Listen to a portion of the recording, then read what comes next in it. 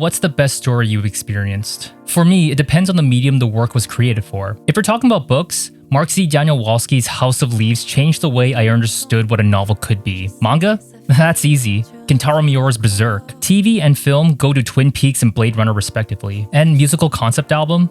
The entire discography of my favorite band Coheed and Cambria. When it comes to the best story I played in a game, however, I'm at a loss. Most of the best narrative experience I had were from playing games, so it's difficult for me to name an absolute favorite. Silent Hill 2, Persona 3, The Longest Journey, and Planescape Torment all come to mind, but I hold them all in an equal regard. I wanted to preface this video with these declarations so that you, who are watching this, understand my taste when it comes to the type of media I consume. Yes, I like works that are challenging, because I'm a pretentious blockhead, and works that are dense. Ultimately, I gravitate towards narrative experience that, after reading, watching, listening, and playing, make me feel like I understand both the work and its creator more. I covet those moments because it connects me to the wider world and my place in it. Sometimes, a piece of media comes into my life at the perfect moment, something that captures my interests, thoughts, and feelings at the time. I experienced that type of serendipity again recently when I played Atelier QDB's Decarnation.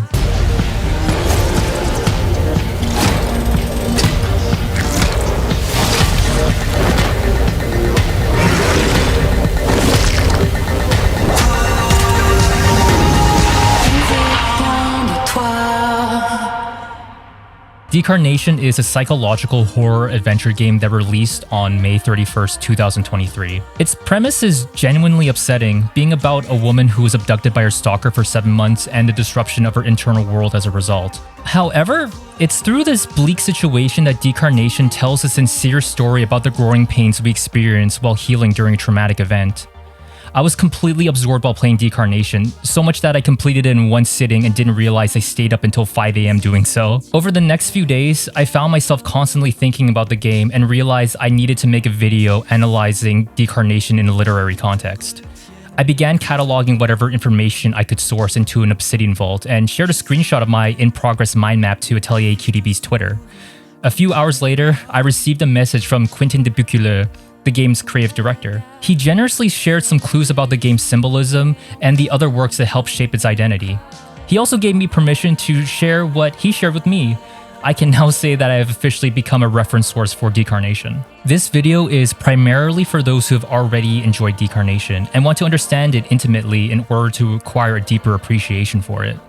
I will be explaining the game with the assumption that you, the viewer, have already beat it. Some of what I will say will not make sense and ruin the narrative experience if you don't have the proper context. If you haven't played it already, I recommend coming back when you have. The game's available both on Nintendo Switch and Steam. I played it on the Switch originally, but the Steam version has revised text and quality of life improvements. It's the superior version. Steam platforms also have access to a free demo covering the game's first act. Please be aware that this is not a review of Decarnation. I believe there's an abundance of streams and reviews available online, but seriously not enough content talking about the literary merits of this game. If you really want to know my thoughts regarding Decarnation, I wouldn't have bought it twice for myself and once for a friend if I didn't believe in it and the studio that made it. Easily the best $20 I spent on a game in a really long time. Okay, be cool? That's chill? We good? Okay. In order to have a solid foundation for our understanding of Decarnation, we must first understand the core concepts the game focuses on. In the Steam development update post, Dubuquelin wrote, "Indeed, 4 years ago I left Ubisoft with the goal of creating a small narrative experience that explores themes I have a particular interest in: the unconscious, artistic creation, symbolic violence. These three themes are strongly represented in the game and give us the best footing we need to navigate through its many layers. Part 1 of this analysis will focus on artistic creation, where I will talk exhaustively about Decarnation's influences and how it references other works to provide subtext. Part 2 will discuss symbolic violence, what it is, how it affects our protagonist, and a deconstruction of the game's primary antagonist. Lastly, we will delve into the unconscious, contextualizing the game through a Jungian psychoanalytic perspective. Without further delay, let us begin to understand Decarnation.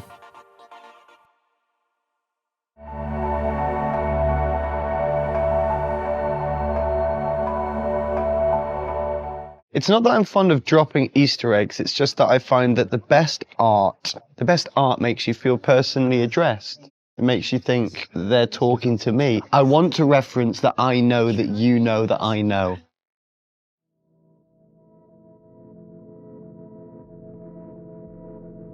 Decarnation displays its inspirations and influences proudly. The game references Silent Hill, Alice in Wonderland, Phantasmagoria, Black Swan, and the works of Satoshi Kon and David Lynch. What an honor it must have been then for Atelier QDB when Team Silent's sound designer, Akira Yamaoka, offered to contribute 10 compositions for the game. With the exception of Lynch, however, I feel like the list of works the game advertises as its influences only offer a cursory glimpse into its DNA. Atelier QDB's earliest tweets on their official Twitter account document the 2 books that lie within Decarnation's nucleus. The first being the 1931 Japanese novella Moju the Blind Beast by Edogawa Renpo, and Natasha Kamsch's memoir 3096 Days in Captivity. After reading both books and watching the 1969 film adaptation of Moju, it's incredible to see the situational aspects that Decarnation extracted from its earliest influences. Moju is about a blind sculptor who kidnaps a model, imprisoning her in a room filled with sculptures of giant eyeballs and other body parts. 3096 Days is the true story of Natasha Kamsch's abduction and her escape. Visually, Decarnation draws heavily from Moju's grotesque depictions of body parts, particularly a recurring motif of hands, eyes, and mouths. In Gloria's internal world, most of her environments are littered with eyes constantly watching her like the CCTV camera in her cell. Hell, even the site examination icon morphs into multiple eyes in her dreams. Hands are seen grabbing, touching, and feeling in an intrusive manner, and mouths are ever-consuming as Gloria is forced to run to doorways that look like mouths and avoid shadows that will swallow her whole if caught. The motif of hands, eyes, and mouths existed since Decarnation's inception, as Debuculaire shared the earliest concept drawing he made for the game in the Steam development update. The drawing was made prior to the conceptualization of a narrative or characters as an attempt to capture a certain energy and emotion. Also, look at the top right of this image. Yeah, the blind beast was there since the beginning. I am personally reminded of the cortical homunculus, a grotesque representation of our 5 senses based on the relative proportion the brain uses for each one. Notice how much bigger the hands, eyes, and mouths are than the ears and nose, particularly the hands as it dwarfs all the other features in size. Now that we have a base understanding of Decarnation's inspirations, we can now build upon that knowledge with the other components of its artistic identity, starting with David Lynch. Decarnation pays homage to Lynch's work, most notably Blue Velvet, Twin Peaks, and Mulholland Drive. Gloria's flat was unconsciously influenced by the apartment in Blue Velvet, though, fun fact, it was intentionally designed to resemble the bedroom in Yume Nikki with its shape and carpet. You can see this resemblance more when comparing the early draft of Gloria's flat. Bob, the game's primary antagonist, comes from Bob from Twin Peaks, something I had a suspicion about and was confirmed by Debuculaire himself. I felt really clever that I figured that one out myself. He also went on to reveal that the way that Bob enters Gloria's life is similar to how Twin Peaks Bob enters Laura's life, but we'll discuss that more in part 2. Something I completely missed on account that I haven't seen it since the art philosophy class I took 7 years ago was the reference to Mulholland Drive's blue box. The blue box is a subject of intense speculation. Does it represent the trauma of discovery? Is it a metaphorical Pandora's box? In Decarnation, as Debuculaire told me, the blue box is seen when Gloria gives her girlfriend Joy a key to her flat in hopes of a happier domestic life. It is also referenced both times in Boulogne Woods, as the blue dumpster in the background of the Hitman scene makes an appearance. The dumpster is how Bob transports Gloria to her cell, a detail I completely overlooked despite Bob literally pointing at it during his final scene. I was up at 4 AM during this scene, and I assumed that he was pointing at a tree. Cut me some slack, I was tired. So, what do all these Easter eggs contribute to the game's experience? We don't need to look late into the game's narrative to find our answer. The scene in the Saint Louis Foundation for Art during Act 1 shows us exactly what it's trying to communicate through the pieces being exhibited. Aside from the 2 pieces that only exist in the game's reality, Gloria's sculpture and the self-portrait of Petrus, there are no less than 11 real-world works of art displayed. These include, in no particular order, Bob loves Sally until she's blue in the face, David Keith Lynch, Head of the Tragic Muse, Auguste Rodin, Night Mirror, Takato Yamamoto, Ophelia, Sir John Everett Méliès, Study for a Crucifixion, Francis Bacon. Note that this is one part of a triptych, The Anatomy Lesson of Dr. Nicholas Tulp, Rembrandt, The Doll, Hans Belmer, The Lock, also known as The Bolt, Jean-Henri Fragonard, The Spirit of Our Time, Raoul Haussmann, and 2 works of performative art, Painter, Paul McCarthy, and Light and Dark, Marina Abramovic and Oulé. I'm amazed that the artists at Atelier QDB were able to adapt these works into pixel art and still retain the recognizability on such a miniature scale. Though 8 of these pieces in this exhibit will be considered classics or at the very least well known, 3 of the pieces are anachronistic in the game's 1989 setting. Those works being Lynch's, Yamamoto's, and McCarthy's, having been first publicly exhibited years in the future. Why then did the designers at Atelier QDB curate these specific artworks? It is because they all communicate and foreshadow the game's themes and narrative events through subtext. In the waking world, Gloria provides her surface-level impressions of each piece when examining them. She remarks, for example, that the subject of Ophelia looks convincingly dead. Whenever I see this piece, I am reminded of an anecdote my professor of creative writing, Dr. Ross Laird, once shared. Méliès used as his model a girl of 19 named Elizabeth Siddall. For the Ophelia portrait, Elizabeth dressed in a floral gown embroidered with silver thread and lay for long periods in a full bathtub, her red hair spread across the water. Méliès painted from a few feet away and kept the bath warm with oil lamps placed beneath the tub. But he became so absorbed in his work that he forgot to replenish the lamps. The flames stuttered and the water cooled. Elizabeth, however, did not complain. She grew chill and waited, modeling perfectly a dead girl in cold water. Méliès eventually noticed her predicament and retrieved her from the tub, but she did not recover from hypothermia. It's in the first nightmare sequence where Gloria projects her own deeper meanings onto these art pieces as they are transformed into morbid images. The maw of the creature in the Francis Bacon piece is larger. The subject in Yamamoto's piece is decapitated, and the subject's head in Méliès' Ophelia is submerged. Though what Gloria says about the other works have a significant bearing on what's to come later, it's, once again, Ophelia that captured my interest. A drowning princess, Gloria remarks. Drowning is yet another motif that reoccurs throughout Decarnation. Gloria drowning the mental image of joy while swimming. Gloria drowning in Bob's special chocolate sauce. Gloria trying to pull a projection of herself from a pool of mud. And Gloria drowning Bob in order to escape her confinement. Drowning is an appropriate metaphor for the societal and situational pressure she finds herself in, which contrasts the importance of breathing the game later emphasizes. Dr. Laird further explains the significance of this imagery. The image of the drowned girl has been a popular artistic motif, a symbol of unearned suffering and a compassionate caution against indifference. She is the natural world abandoned, natural law spurned, natural human love, personal, familial, communal, turned from affection to isolation. Of course, there are a lot more references to art in Decarnation. The murals in Dreamworld Paris resemble the work of Alphonse Mucha.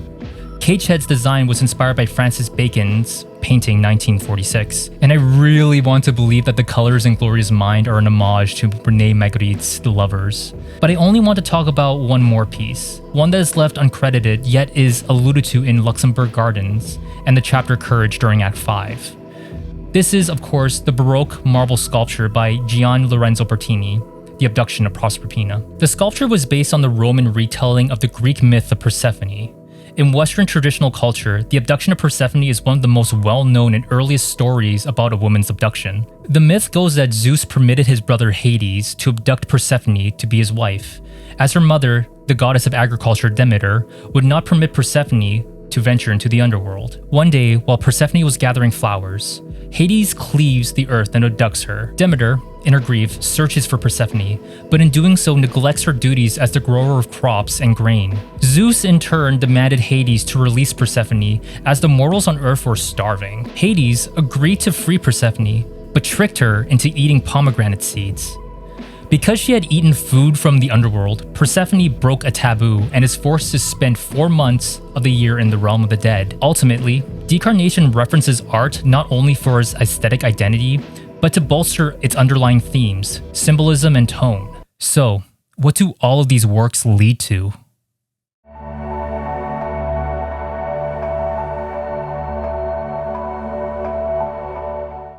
I can tell you're admiring my febrility. I know it's appealing. I practice at it. Every woman loves an invalid, but be careful. You might do something destructive. Hunger is more basic than love. Florence Nightingale was a cannibal, you know. Decarnation is a horror game, but it intentionally avoided tropes found within the genre. Instead of escaping a supernatural threat, Decarnation looks inward to find the horror within the mundane. In an interview with Justin Casey of Timeless Gamer, Decarnation mentions the horror aesthetics of mangaka Junji Ito as an influence. Besides his deeply disturbing illustrations, Ito excels at twisting the quotidian into the haunting. A cat is no longer a cat. A spiral is something to be obsessed.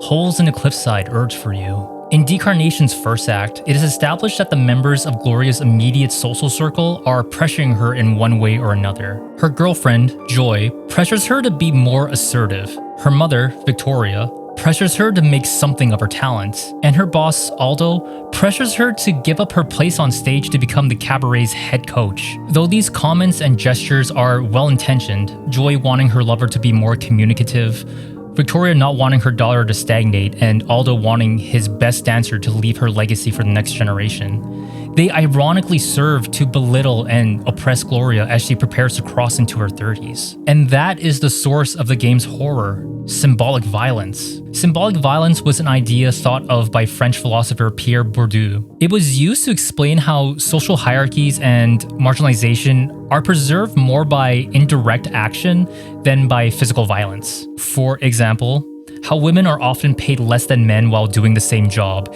yet expected to handle the same amount of responsibility. What makes symbolic violence a terrifying concept is how it thrives in subtlety. In a Steam development update regarding horror in Decarnation, Decarnation had this to say: "We have all suffered from situations of injustice, the brutality of an expression, the violence of a social norm, and the hurtful words of a loved one. Rare or frequent, large or small, intentional or accidental, no individual can escape this intangible violence. And when this violence takes root in our fragile inner world, our entire well-being is shattered, as if we were trapped in an infernal kaleidoscope. It is this mental universe, chaotic and disrupted, lying dormant in each of us, that Decarnation allows you to explore. But where can we take refuge? How can we protect ourselves if the monsters are inside us?" Gloria is not completely defenseless against the tyranny of symbolic violence, however.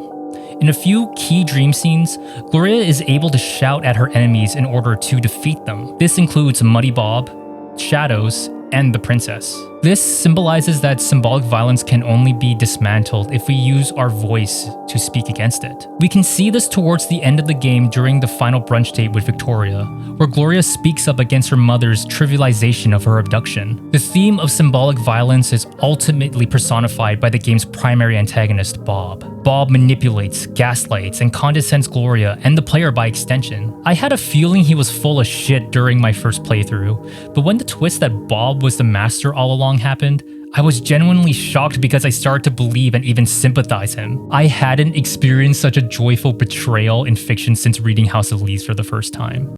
This is my annual PSA that you have to read House of Leaves if you haven't already. I promise it will change your life. In many ways, Bob parallels Gloria in the sense that there are many versions of him infesting Gloria's mind. The other characters in Gloria's life only have one representative in her mind, and they are visually identical to their waking world counterparts. Bob, however, is himself, the master, a mud puddle, a bronze golem, a dog, a baby, a writhing mass, an oni, and perhaps a magician.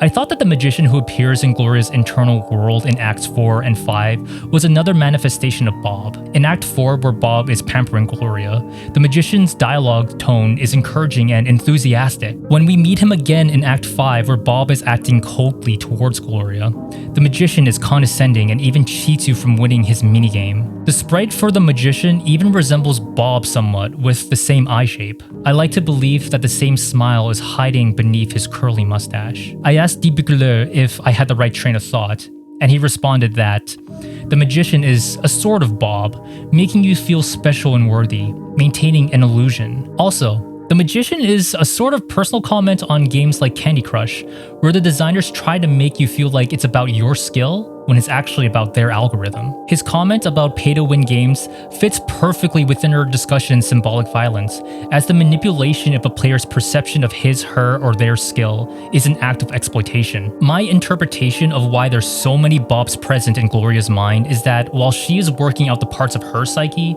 she is simultaneously trying to work out Bob's identity. But, as Yugi Moto reminds us, "You know a good magician never reveals his secrets." Bob keeps his true self hidden from Gloria by misdirecting and misinforming her.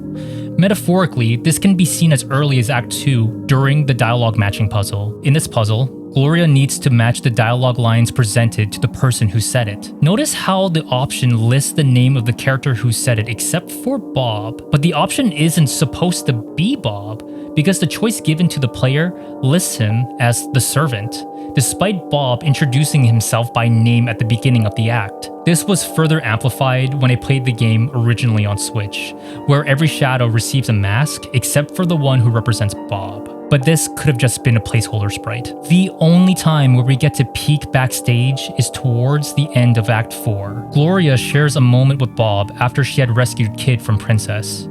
Bob tries to make himself appear worthy by telling Gloria that he volunteers at a local school by reading to children. Though this is most likely another fabrication, Gloria tells Bob that she sees him as intelligent and sensitive. The result of this is, of course, Bob allowing Gloria to leave her cell and climb upstairs just for him to drop the bomb that there was never a mansion or a master. He reveals that he had been obsessed with her since first seeing her at the Black Swan 10 years ago. He identified with how Gloria appeared to be both sad and lonely because it was how he felt.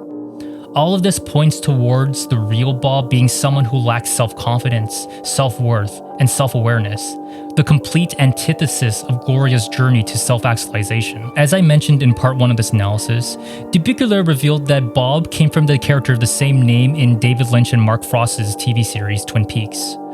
You may also remember that Decarnation told me that Bob enters Gloria's life much like how Twin Peaks Bob enters Laura Palmer's life. After watching Twin Perfect's 4-hour-long dissertation on the meaning of Twin Peaks, it's since been difficult for me to unsee his interpretation of the series. If Twin Peaks Bob personifies consumable TV violence, Decarnation Bob is an echo of his inspiration, sharing the both insidious essence but adapted to suit the theme of symbolic violence.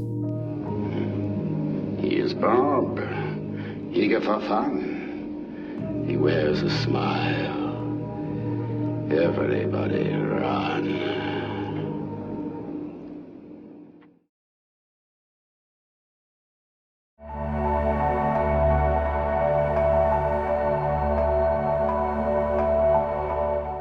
You don't need to talk to shadow figures to make peace with them. If you can find it in your heart to genuinely love your dream enemies, they become your friends. Earlier this year, I had the pleasure of viewing Emily Dundas Oak's art exhibition Dream Arrow. The exhibition was curated in response to the growing intensity of dreams during the 2020 global lockdown, and featured pieces by Hannah Amani and Audie Murray. Experiencing this exhibition was a meditation on the nature of dreams, how we're all connected by our internal worlds and the nighttime stories we share. You can virtually view the exhibit online. The link is in the description source notes. My attention was absorbed while viewing Amani's contributions, a series of 3 gold-gilded intaglio prints depicting women from Islamic mythology. The pieces were Golden Pomegranates, Scheherazad's Dream, and The Birth of Bilquis. As Dundas Oak explains in the exhibition's catalog, Hannah Amani envisages dreams as containing the revolutionary potential needed to overturn oppressive systems. For the final part of our analysis, we will discuss the aspect that is focused on the most in Decarnation: the unconscious mind. The unconscious has been at the narrative forefront of Decarnation. When interviewed by Lee McCelland of Gaming Deputy, Decarnation shared, "I wanted to explore 2 complementary aspects: how real-life experiences can have a horrific dimension, and how our mind reshapes our negative experiences, sometimes for the worst, but sometimes for the better." Moreover, in another interview, again with Justin Casey of Timeless Gamer, Decarnation described Decarnation as a dark game about the shadow work that can happen in our subconscious. It is an invitation to explore the darkest corner of our souls through phantasmagorical aesthetics and metaphorical minigames. The game is in pixel art, and the narration really drives it. The term shadow work comes from the theories of Swiss psychoanalyst Carl Gustav Jung. Jung theorized that an individual's psyche was composed of multiple components that interact with the external and internal world. These are the ego, an individual's sense of conscious awareness; the persona, the power to call on others within you, sometimes merciful, sometimes cruel. I don't know what that was. Anyway, the persona, the personalities we present to the external world depending on the situation; the shadow, the undesirable parts of ourselves we keep hidden; the anima and the animus, the feminine tendencies in a man and the masculine tendencies in a woman, respectively. Shadow work, then, is an exercise to excavate the repressed and undesirable aspects of oneself. One's flaws, shortcomings, insecurities, prejudices, fears, entitlements all come into the conscious foreground. This process is difficult and can be painful if reliving past traumas, so why do it? At the center of Jung's model is the self, the summation of an individual's identity that can only be understood when the conscious and unconscious aspects are brought into awareness through the interpretation of dreams and imagination. In order to achieve this, however, one must accept every part of him, her, themselves, the good and the bad, because even the shadow is a necessary part of one's identity. Jung called this journey of self-discovery the individuation process. Though Decarnation is the story of a woman surviving through a horrible situation, it is, in its purest essence, about Gloria's individuation process. It is about her learning who she really is and accepting all the aspects of herself, the desirable and the undesirable. So, what are the parts that represent Gloria's psyche, and what does she learn about herself? Gloria. Gloria represents Gloria's unconscious need for self-affection. We first see Gloria as a brief jump scare during the apartment puzzle, which got me during my second playthrough despite expecting it. When Gloria next visits her dream state, she is in her flat and receives calls from Mommy and Bob, posing both as Mr. St. Louis and Master. Gloria then receives a third phone call from someone who sounds like her and claims to be her. Someone claiming to be calling from the inside. Mommy and Bob cut into the conversation as Gloria's flat begins to metamorphose. Gloria begs Gloria to stay with her and to hug her before the room completely shifts. Gloria has no choice but to protect Gloria, but at this point, Gloria doesn't understand that a part of her is trying to help her. She only sees a terrifying creature charge her, so she shuts it out by hanging up the phone, the only means of communication between the two. After she solves the first poem puzzle, she tries to save an aspect of herself from drowning in a pool of mud. Though she is unsuccessful, the mere act of symbolically helping herself was enough for her to retrieve her hope. Hope can't exist without the potential of self-affection is how I read the scene. Towards the end of the game, during the scene in the nest, Gloria can attempt to speak with Gloria, but she keeps running away from her. Eventually, Gloria catches up with Gloria and apologizes for shutting her out because she was scared. Interestingly, Gloria replies with growls, which Gloria understands to mean "I love you." This symbolizes both that Gloria can understand herself now, and that she is able to provide herself with the self-affection she needed. Cagehead. Cagehead is Gloria's inner voice, one that has been neglected and ignored. We first meet Cagehead in Act 2, where she is introduced as Basement Voice, meaning the voice deep within Gloria. Cagehead asks for something to cover her head with to alleviate the unpleasantness of water dropping onto it, which Gloria finds an umbrella for. In the beginning of Act 3, we can attempt to talk to Cagehead through the storm drain, to no reply, and we can examine the apartment building's basement door, which something's growling from behind. This signifies Gloria's trepidation about digging deep and uncovering a part of herself she abandoned. After suffocating Kid at the end of Act 3, Gloria returns to her inner temple to find it overrun by shadows wearing masks. Notice that the shadow wearing Bob's mask isn't there anymore, and is now replaced by the gallery's cashier. This reads to me that Gloria's inner temple cannot be infiltrated by Bob, being a sanctuary of sorts. After clearing out the shadows, Gloria calls for Greybraid to help her. Greybraid instructs her to find her lost intuition that is buried somewhere deep. Gloria returns to her dream image of Paris, now having to solve a second poem puzzle. The last line of the poem reads, "She remembers, higher, there is a door she fears, leading to the depths."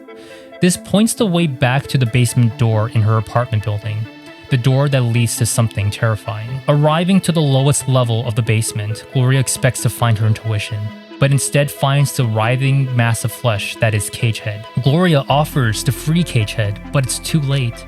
Her inner voice has been forgotten for so long that it has become trapped and immobilized. Cagehead is happy that Gloria had found her, and that she showed affection towards her. As a symbol of their friendship, Cagehead allows Gloria to disembowel her in order to retrieve the item representing Gloria's intuition. A very literal and gruesome way to portray a gut feeling. At first, I thought it was a birdcage, as it was hard for me to identify what it was, and the next area that opens up in the inner temple somewhat resembles one. The Buculaire pointed me in the right direction by telling me that it's supposed to resemble a belvedere, and the next area we unlock is meant to resemble a boudoir. My misread on these two details was totally my badness, as I only decided to look at Cagehead's key art and the scene selection menu after Debuculator responded. A friendly reminder to myself to do my homework first before asking the teacher for help. Once Gloria reconnects with her intuition, Cagehead asks Gloria to forget about her. Cagehead wants Gloria to have a free conscience, and not despair because that is what's keeping Cagehead locked. That being Gloria's guilt and shame. Towards the end of the game, Gloria reconnects with Cagehead at the nest. She now has the bars in front of her face removed, and is happy to be somewhere she is appreciated and treated with respect. As Gloria says her final goodbyes to everyone, Cagehead asks Gloria not to forget her. Now fully actualized, Gloria can keep the promise to never lose touch with her inner voice again. Cagehead's name changes to Happyhead. Princess. Princess represents Gloria's complacency and apathy. In a Freudian perspective, she can also represent Gloria's id, her insatiable appetites and death drive. She was manifested by the waking world Gloria giving in to her despair and emptiness. This can be seen in the state of disarray Gloria's cell is in. Food is rotting, decorations are everywhere, garbage is piled all over the floor. In order to fill the void, Gloria demands Bob to only bring her cake and sweets despite making herself sick. She is feeding herself not for nourishment, but to feel something. After reintegrating with her intuition, Gloria returns to the Haven and opens a new area below the dome. She enters to find a reflecting pool and Kid safe and unharmed. Gloria apologizes to Kid for losing control of herself, and Kid is happy just to see Gloria again. Their reunion is short-lived, however, as a gigantic arm covered in eyes emerges from the center of the pool and captures Kid. Without hesitation, Gloria jumps in to save Kid. Gloria finds herself in the boudoir lined with stacks of snacks and cakes. It is here she confronts her shadow self, Princess. My interpretation of why Princess captured Kid is predicated on who Princess is supposed to visually look like. Gloria's current waking world appearance. Since Gloria knows that she lost control and suffocated Kid once already, she also knows that the potential of harming her again because of her complacency exists, and she cannot allow herself to do so. After Gloria defeats Princess and properly reunites with Kid, we can see this immediately take effect in the waking world. Gloria cleans her cell, returns the dress and bell Bob gifted to her, and decides she's done with cake as she realizes it just feeds the wrong part of her. Gloria knows that her shadow exists and has overcome it, but hasn't quite integrated with it. That will come much later. Lady Gloria. Lady Gloria represents Gloria's persona, the part of herself she presents to the world the most. Gloria greatly values this part of herself because dancing is both her passion and her livelihood. It's the image of herself she most identifies with. Notice how in the Chocolate Sauce Nightmare, she appears as Gloria's reflection, and is the mask she wears to suppress her shadows. However, Jung warns about the over-identification of a singular persona because it inhibits psychological development. The danger is that people become identical with their personas. The professor with his textbook, the tenor with his voice. One could say, with a little exaggeration, that the persona is that which in reality one is not, but which oneself, as well as others, think one is. This is representative of the dancing minigame. After the first one, we see Gloria using this false self to cope with her issues. She tries to dance away the sadness after Joy broke up with her. Notice here that her smiling facade melts off, revealing her true face underneath. She ignores Kid's desire to leave the cell by dancing to an imaginary audience, figures from her social circle cheering for her before she collapses. While falling down the stairs, she's taken back to her first performance at the Black Swan, trying to make sense of her situation before she crashes back into reality. It is not until Gloria gains her courage that she's able to draw out and overcome her fear of Bob. But notice how it isn't Lady Gloria who confronts the Oni. It is an inexperienced and nervous Gloria. This reads to me that Gloria no longer had to rely on a confident persona to face her fears, but the spirit of courage was within her since her first performance. When Gloria is saying her farewells at the end of the game, Lady Gloria is there to remind her that no matter how much time has passed and how much she aged, what's inside Gloria are what matter the most: Kid and Greybraid. I'm choosing to pair Kid and Greybraid together because they both play the most significant role in Gloria's individuation process. It also appears that the game is stressing the importance of these two characters being together. For example, the stone busts of them that can be found in the apartment's basement. Even on a surface level reading, it is clear who Kid and Greybraid are. They are Gloria at different stages of her life. However, I would like to present a deeper interpretation and suggest that they represent Jungian archetypes within Gloria's subconscious. Jung believed that we are exposed to certain universal concepts that echo the same motifs, particularly in mythology, fairy tales, and dreams. These concepts then culminate into a perfect image of something, be it a character, a theme, a story, and that these ideas are shared across everyone through our collective unconscious. Jung called these inherited conceptualizations archetypes. The idea of Jungian archetypes has always fascinated me because it shows me how we're all connected by the stories we tell. My favorite examples include how most cultures have their own version of a dragon, and how both ancient Greece and Japan both independently created stories of a character descending into the underworld to save the soul of their lover, only to fail by turning to face them too early. Kid represents Gloria's inner child, but archetypically, she plays the role of the trickster. The trickster is an important mythological figure,